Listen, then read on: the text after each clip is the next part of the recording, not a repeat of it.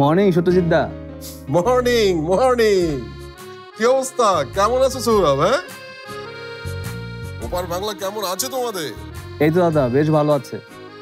আচ্ছা দাদা, যে কারণে আপনাকে ফোন দিলাম, ওই যে হাতের পাঁচ আমাদের চ্যাম্পিয়ন পারমিতা সিদ্দিক, আপনি খুঁজছিলেন। পারমিতা সিদ্দিক? কি ভালো কি ভালো কি ভালো মেয়েটি। হ্যাঁ, তো পেয়েছো তাকে? পেয়েছি মানে একেবারে আমার পাশে বসে আছে দাদা। কি সৌভাগ্য কি সৌভাগ্য। হ্যাঁ, সাত সকালবেলা দেবী দর্শন হয়ে গেল। নমস্কার নমস্কার। নমস্কার, কেমন আছেন? তোমরা যেমন রাখবে তেমনই তো থাকবো মা। তোমাদের মেধা ক্রিয়েটিভিটি তো আমাদের বাঁচিয়ে রেখেছে, না হলে আমরা আর কি, আমরা তো নিমিত্ত মাত্র। কি যে বলেন না দাদা, আপনি কলকাতায় কত বড় বিজনেস করেন। না গো, ওই বউবাজার থেকে উঠে আসা গয়নার সামান্য বিজনেস আমার। হ্যাঁ, আজকে কিছু মালকড়ি কামাচ্ছি, ওই দুটো পয়সা ফুটো পকেটে ঢুকছে, কিন্তু তাতে কি, আমাদের কে মনে রাখবে বলো? কিন্তু তোমরা হলে ক্রিয়েটিভ, তোমাদের ডিজাইন করা জিনিস মানুষ যুগ যুগ ধরে পড়বে, আর তোমাদের নাম আওড়াবে।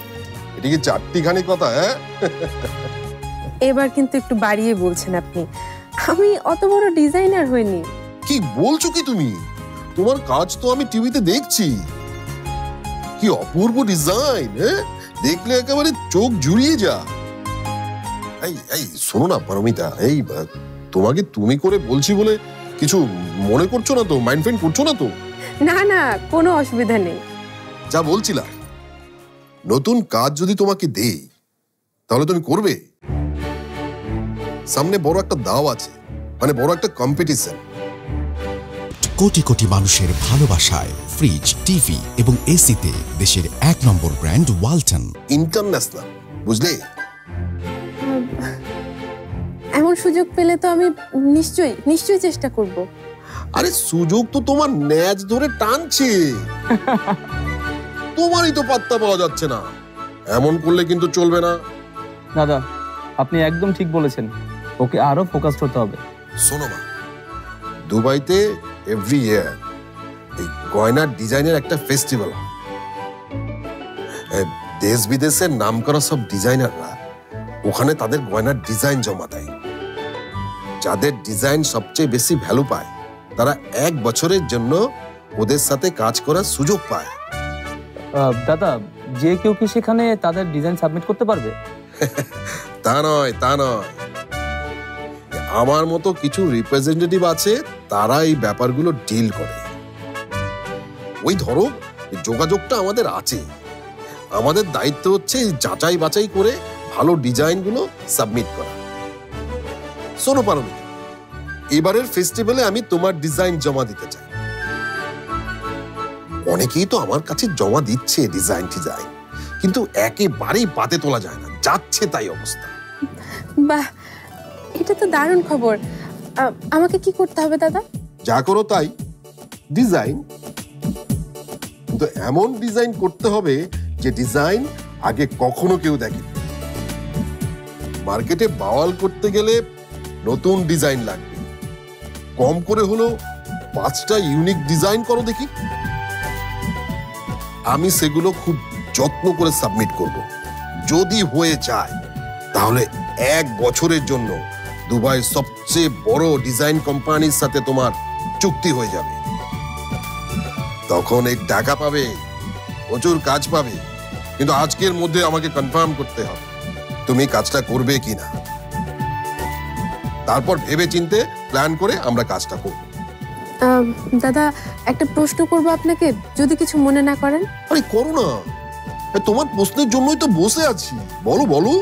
আমার ডিজাইন তাদের পছন্দ হলে আমি সর্বোচ্চ কত টাকার অর্ডার পেতে পারি? মানে ৫ কোটির অর্ডার কি পাবো? কি যে বলো না মা, তোমার ডিজাইন পছন্দ হলে এক একটা ডিজাইনের জন্য কোটি টাকা করে পাবে। তুমি কি ভেবেছো ইউনিক ডিজাইন অত সহজ নাকি? পৃথিবী জুড়ে ইউনিক ডিজাইনের কত আকাল, এই ভাবতেও গা শিউরে ওঠে। সত্যি?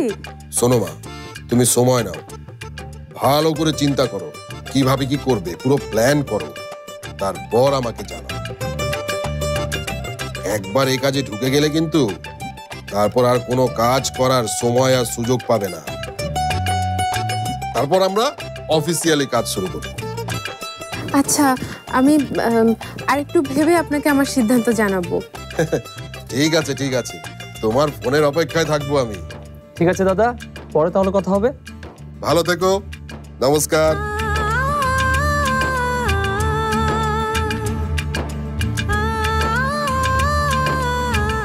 কংগ্রাচুলেশনস পারমিতা, স্বপ্ন পূরণের পথে তুমি আরো এক ধাপ এগিয়ে গেলে। সত্যি আমি অনেক খুশি Sourav, thank you so much. তুমি না থাকলে এটা সম্ভবই হতো না।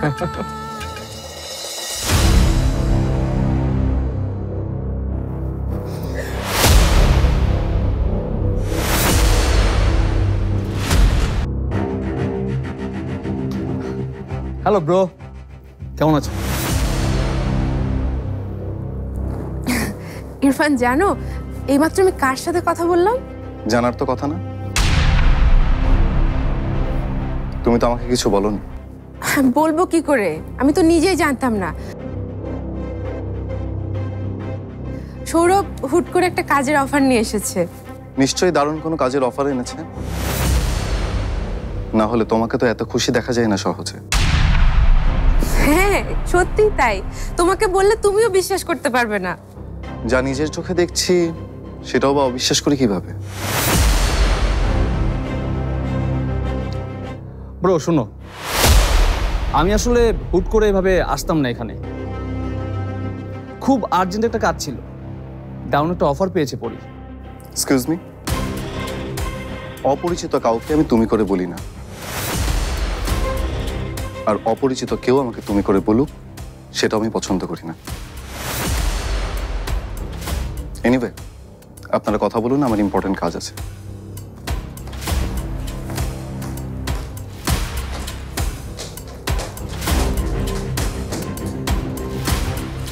কি হলো ইরফানের? অভিমান করেছে, যাও মানো গিয়ে। না না, আরে তুমি ইরফানকে যেমন ভাবছো আসলে সেরকম না। আমি কিছুই ভাবিনি পড়ি, তুমিও ভেবো না। এখন তাহলে আমি আসি। আর হ্যাঁ, ওই সত্যজিৎ ঠাকুরের যে অফারটা, সেটা ঠান্ডা মাথায় ভালো করে ভেবে তারপর সিদ্ধান্ত নিও, কেমন? হ্যাঁ, এটা তো খুবই ভালো একটা অফার, কিন্তু তবু আমি একবার ইরফানের সাথে কথা বলে জানাবো। ঠিক আছে, দেখো যেটা ভালো মনে করো। আসি। আবার এসো।